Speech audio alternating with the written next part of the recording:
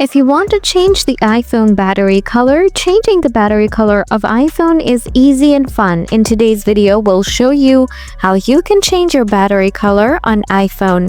So without wasting any more time, let's get started. Solution 1. Change color from accessibility. Open settings on your iPhone, scroll down, tap accessibility, scroll down to the bottom, tap pre-app settings, tap add apps, scroll down, select Smart Invert. Now turn this on.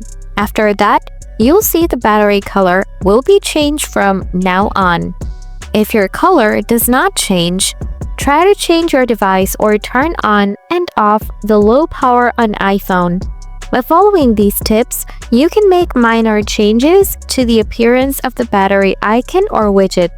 But there is no official option to change the color entirely. Let me know if this helped or if you have more questions.